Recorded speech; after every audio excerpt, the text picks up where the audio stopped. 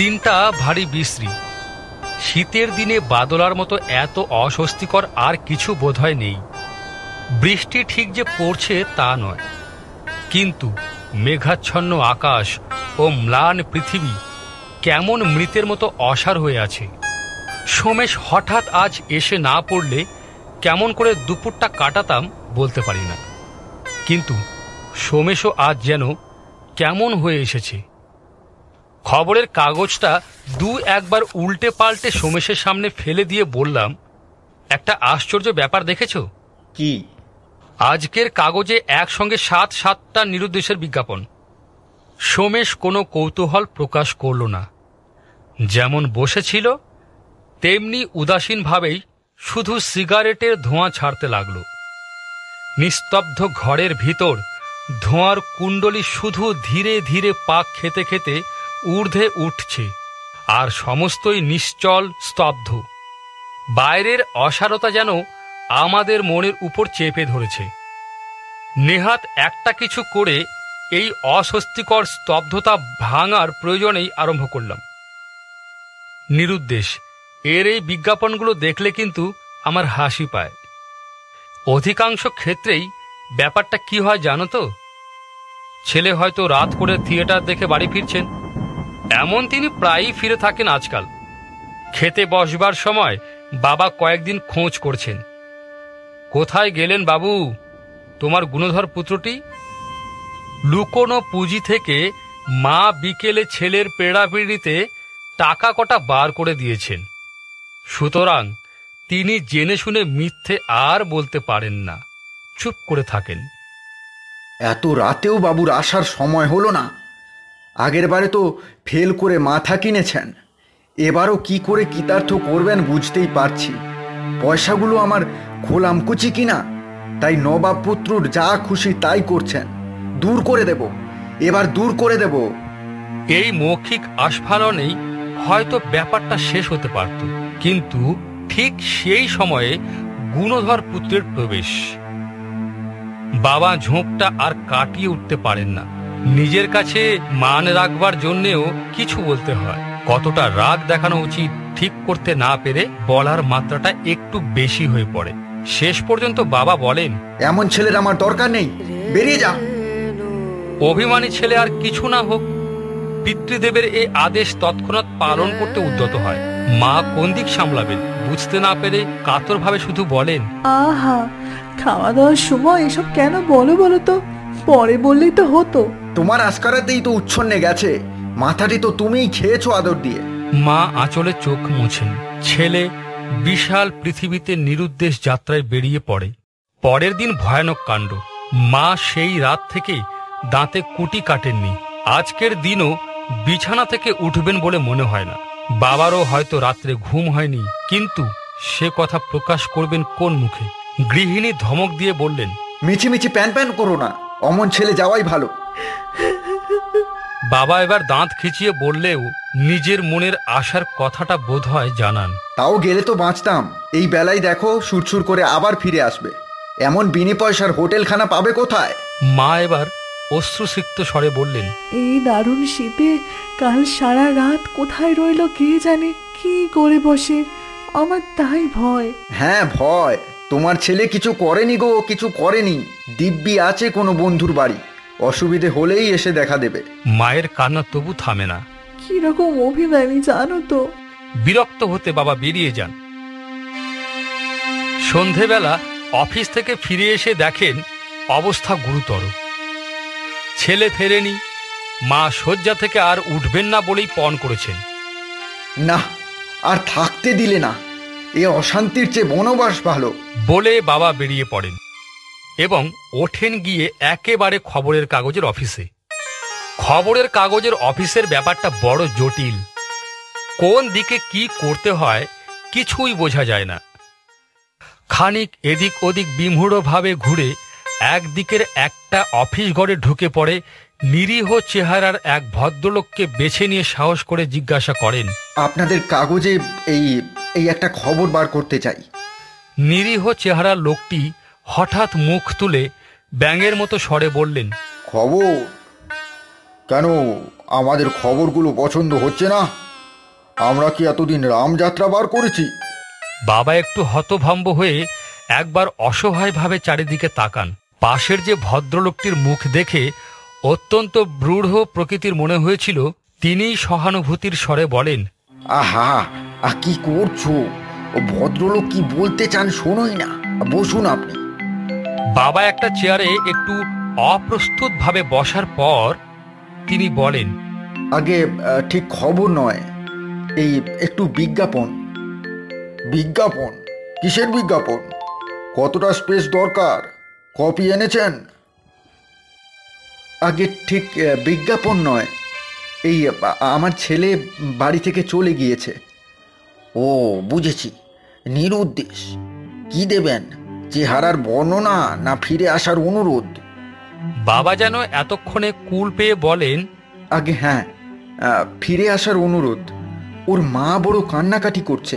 বুঝেছি বুঝেছি, রাগারাগি করে গিয়েছে বুঝি। ভদ্রলোক একটা কাগজের প্যাড বাবার দিকে এগিয়ে দিয়ে বলেন, নিন, লিখে নিন। লিখে? বাবার মুখের বিপদগ্রস্ত ভাব অত্যন্ত স্পষ্ট। ভদ্রলোক দয়াপরবশ হয়ে বলেন, আচ্ছা, আমরা লিখে দেবো খন, আপনি শুধু নাম টামগুলো দিয়ে যান। পরিচয় ইত্যাদি দিয়ে যাওয়ার সময় বাবা অনুরোধ করেন, একটু ভালো করে লিখে দেবেন। ওর মা কাল থেকে জল গ্রহণ করেনি, সে বলতে হবে না। এমনই লিখে দেব যে পড়ে আপনার ছেলে কেঁদে ভাসিয়ে দেবে। আপনি নিশ্চিন্তে থাকুন। আশ্বস্ত হয়ে বাবা ঘরে ফেরেন। কিন্তু অশ্রুজল বিজ্ঞাপন বার হবার আগেই দেখেন ছেলে ঘরে এসে হাজির। অনুতপ্ত হয়ে সে এসেছে মনে করো না, সে বাড়িতে থাকতে আসেনি, শুধু একবার চলে যাওয়ার আগে তার গোটা কতক বই নিয়ে যেতে এসেছে। এবার মায়ের ক্রুদ্ধ স্বর শোনা যায়, তা যাবে বই কি, অমনি কুলাঙ্গার তো তুই হয়েছিস। কোনো ছেলে যেন আর বকুনি খায় না। তুই তুই একেবারে পীর হয়েছিস। কাল সারা রাত দু চোখের পাতা এক করতে পারিনি, জানিস জানিস তুই। ভেবে ভেবে চেহারাটা কি হয়েছে দেখ, দেখে আয়। উনি উনি তেজ করে চলে যাবেন। আহ, আর বকাবকি কেন? তুমি থামো, অত আদর ভালো নয়। একটু বকুনি খেয়েছে, অমনি বাড়ি ছেড়ে চলে যাবে, এত বড় স্পর্ধা। অধিকাংশ নিরুদ্দেশের বিজ্ঞাপনের ইতিহাসটা এই। সোমেশের সিগারেটটা তখন শেষ হয়েছে। এতক্ষণ ধরে আমার কথা সে মোটেই শুনেছে বলে মনে হয় না। একবার একটু নড়ে বসতেও দেখা যায়নি তাকে। একটু বিরক্ত স্বরেই বললাম, কি হয়েছে তোমার বলো তো? মিছিমিছিই আমি একলা বকে মরছি। সে কথার কোনো উত্তর না দিয়ে সোমেশ হঠাৎ ছড়ানো পা গুটিয়ে সোজা হয়ে বসে সিগারেটের অবশিষ্ট অংশটুকু ফেলে দিল। তুমি জানো না, এই বিজ্ঞাপনের পেছনে অনেক সত্যকার ট্র্যাজেডি থাকে। তা থাকে যে আমি অস্বীকার করছি না। কখনো কখনো সত্যি যে যায় সে আর ফেরে না। না, তা বলছি না। ফিরে আসারই ভয়ানক একটা ট্র্যাজেডির কথা আমি জানি। আমি উৎসুকভাবে তাহার দিকে চেয়ে বললাম, তার মানে? শোনো বলছি। বাইরে এতক্ষণে বৃষ্টি আবার আরম্ভ হয়েছে। কাঁচের সারসির ভিতর দিয়ে বাইরের রাস্তাঘাট ঝাপসা অবাস্তব দেখাচ্ছে। মনে হচ্ছে আমরা যেন সমস্ত পৃথিবী হতে বিচ্ছিন্ন হয়ে গিয়েছি। পুরনো খবরের কাগজের ফাইল যদি উল্টে দেখো, তাহলে দেখতে পাবে বহু বছর আগে এখানকার একটি প্রধান সংবাদপত্রের পাতায় দিনের পর দিন একটি বিজ্ঞাপন বেরিয়েছে। সে বিজ্ঞাপন নয়, সম্পূর্ণ একটি ইতিহাস।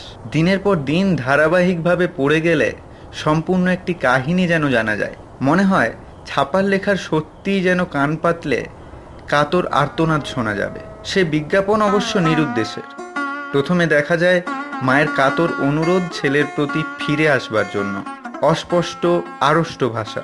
কিন্তু তার ভিতর দিয়ে কি ব্যাকুলতা যে প্রকাশ পেয়েছে তা না পড়লে বোঝা যায় না। ধীরে ধীরে মায়ের কাতর অনুরোধ হতাশ দীর্ঘশ্বাসের মতো খবরের কাগজের পাতায় যেন মিলিয়ে যেতেও দেখা গেল। তারপর শোনা গেল পিতার গম্ভীর স্বর, একটু যেন কম্পিত তবু ধীর ও শান্ত। শোভন, ফিরে এসো, তোমার মা শয্যাগত। তোমার কি এতটুকু কর্তব্যবোধ নেই? বিজ্ঞাপন তার পরেও কিন্তু থামল না। পিতার স্বর ভারী হয়ে আসছে, যেন মনে হয় যেন গলাটা ধরা। শোভন, এখন না এলে তোমার মাকে আর দেখতে পাবে না। কিন্তু শোভনের হৃদয় এতে বুঝি গলল না। দেখা গেল বিজ্ঞাপন সমানভাবে চলছে, শুধু পিতার নিজেকে সামলাবার আর ক্ষমতা নেই। এবার তার স্বরে কাতরতা, শুধু কাতরতা নয়, একটা দুর্বলতা। শোভন, জানো না আমাদের কেমন করে দিন যাচ্ছে? এসো, আর আমাদের দুঃখ দিও না।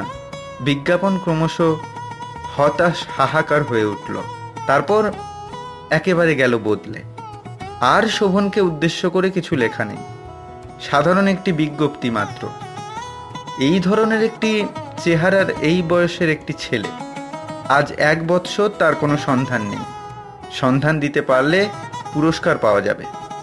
পুরস্কারের পরিমাণ ক্রমশই বাড়তে লাগলো খবরের কাগজের পাতায়। চেহারা ছিপছিপে, একটি বছর 16-17 ছেলে। পরিচয় চিহ্ন ঘাড়ের দিকে ডান কানের কাছে একটি বড় জরুল। জীবিত না মৃত এইটুকু যদি কেউ সন্ধান দিতে পারে তাহলেও পুরস্কার পাওয়া যাবে। সোমেশ চুপ করল খানিকক্ষণের জন্য। জলের ছাটে সারসির কাঁচ একেবারে ঝাপসা হয়ে গেছে। ঘরের ভিতর ঠান্ডায় মনে হচ্ছে একটা কম্বল টম্বল জড়াতে পারলে ভালো হয়। বললাম, এ তো গেল বিজ্ঞাপনের উপাখ্যান, আসল ব্যাপারের কিছু জানো নাকি? জানি। শোভনকে আমি জানতাম। সে যে কোন ভয়ঙ্কর অভিমানের বশে বাড়ি ছেড়ে এসেছিল তা মনে করো না। বাড়ি ছাড়াটাই তার কাছে একান্ত সহজ। ছুতোটা যা হোক কিছু হলেই হলো। পৃথিবীতে 2-1টা লোক আসে জন্ম থেকেই একেবারে নির্লিপ্ত মন নিয়ে। তারা ঠিক কঠিন হৃদয় নয়, বরং বলা যেতে পারে তাদের মন তৈলাক্ত পিচ্ছিল বলে তারা কোথাও ধরা পড়ে না। কিছুই তাদের মনে দাগ দিতে পারে না। শুনলে আশ্চর্য হবে, খবরের কাগজের বিজ্ঞাপনের সংবাদ জানলেও সেগুলো সে অনুসরণই করেনি। কোনোদিন চোখে পড়েছিল হয়তো, তারপর সেগুলো অনায়াসে ভুলে গিয়েছিল। বাড়ির বাইরে যে সমস্ত দুঃখ অসুবিধায় অন্য কেউ হলে হয়রান হয়ে পড়তো, তার ভেতরেই সে পেয়েছে মুক্তির স্বাদ। অন্য কেউ যাই ভাবুক, সে নিজেকে একটি ছোট্ট সংসারের আদরের ছেলে হিসেবে শুধু ভাবতে পারেনি। কিন্তু বিজ্ঞাপন যেদিন হঠাৎ বন্ধ হয়ে গেল, সেদিন কেন বলা যায় না তার উদাসীন মনও বিচলিত হয়ে উঠল। বিজ্ঞাপন বন্ধ হয়েছিল একটু অসাধারণভাবে। ক্লান্তভাবে চলতে চলতে একদিন হঠাৎ তা থেমে যায়নি। হঠাৎ যেন একটা ভয়ঙ্কর দুর্ঘটনায় সংবাদপত্রের পাতা স্তব্ধ হয়ে গেল। শোভনের চেহারার বর্ণনা বদলে হঠাৎ একদিন দেখা গেল, শোভন, তোমার মার সঙ্গে আর তোমার বুঝি দেখা হলো না। তিনি শুধু তোমারই নাম করছেন এখনো। তারপর আর কোনো বিজ্ঞাপন দেখা গেল না। প্রায় 2 বছর তখন কেটে গেছে। শোভন একদিন হঠাৎ গিয়ে হাজির হলো তার দেশে।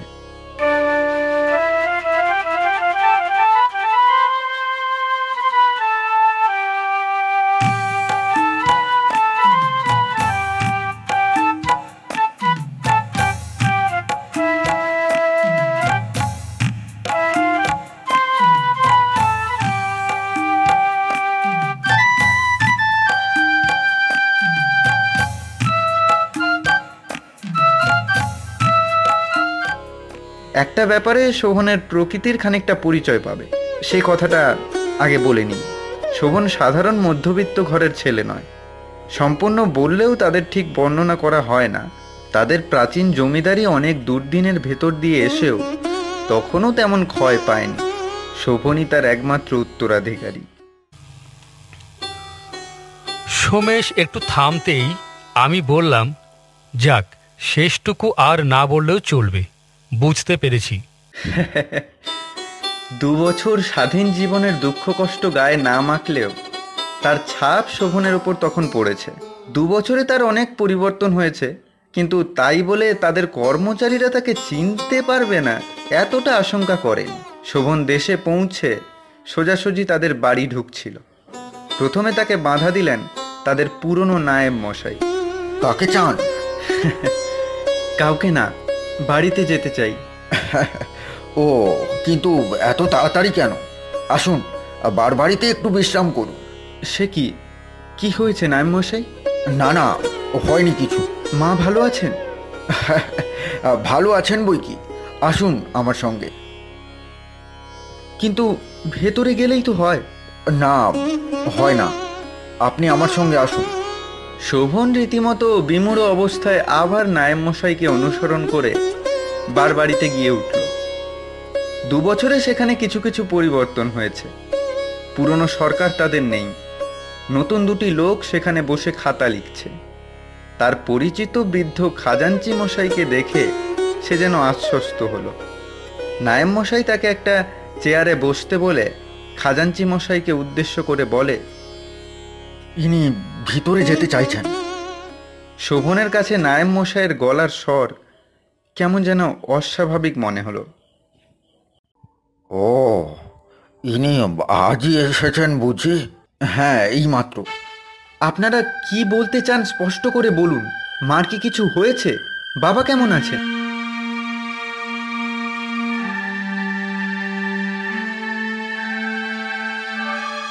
তারা সবাই ভালোই আছেন, কিন্তু এখন তো আপনার সঙ্গে দেখা হবে না। কেন দেখা হবে না? আপনাদের কি মাথা খারাপ হয়েছে? আমি চললাম। দেখুন, মিছিমিছি কেলেঙ্কারি করে লাভ নেই, তাতে ফল ভালো হবে না কিছু। আপনারা কি আমাকে চিনতে পারছেন না? আমি শোভন, বুঝতে পারছেন না আমি শোভন? আপনি একটু দাঁড়ান, আমি আসছি।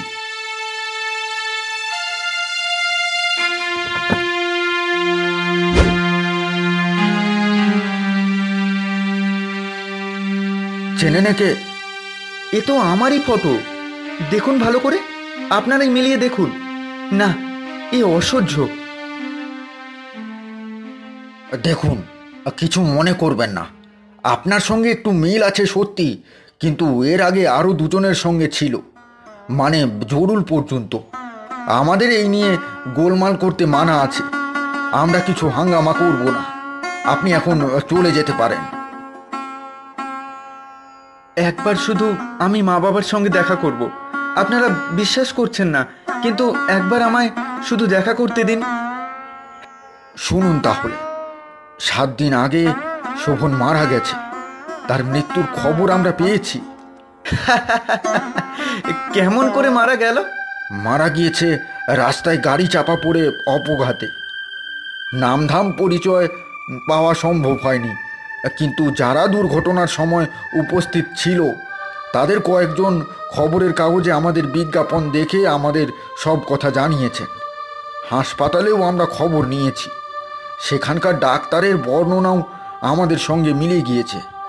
শোভন এরপর কি করতো বলা যায় না, কিন্তু সেই সময় দেখা গেল তার বাবা বাড়ি থেকে বেরোচ্ছে। মানুষের সঙ্গে ঝড়ে ভাঙা গাছের যে এত দূর সাদৃশ্য হতে পারে, সাহিত্যের উপমা পড়েও কখনো তা মনে হয়নি। তার চলার গতিতে পর্যন্ত যেন ভয়ঙ্কর দুর্ঘটনার পরিচয় আছে। সকলে কিছু বুঝে ওঠার আগেই শোভন দৌড়ে ঘর থেকে বার হয়ে গেল। বাবা! বৃদ্ধ থমকে দাঁড়ালেন। সে মুখ বেদনাময় বৃদ্ধের বুকে ছুরির মতো বিঁধল। বাবা, আমায় চিনতে পারছো? বৃদ্ধ স্থলিত পদে 1 পা এগিয়ে আবার থমকে গেলেন। প্রবল ভাবাবেগ তার বার্ধক্যের শিথিল মুখকে বিকৃত করে দিচ্ছে। কে? না, কেউ না, সেই সেবারের মতো এই নিয়ে 3 বার হলো। আমরা আসতে দিইনি, হঠাৎ আমাদের হাত ছাড়িয়ে। কিছু বলো না, চলে যেতে দাও। শেষবার শোভনের দিকে কাতরভাবে চেয়ে আবার ঘরের দিকে ফিরলেন। শোভন স্তব্ধ হয়ে দাঁড়িয়ে রইল। নায়েব মশাই তাকে কি বলছিলেন অনেকক্ষণ সে কিছু শুনতে পায়নি। কখন সে আবার বাড়িতে এসে বসেছে তাও তার মনে নেই।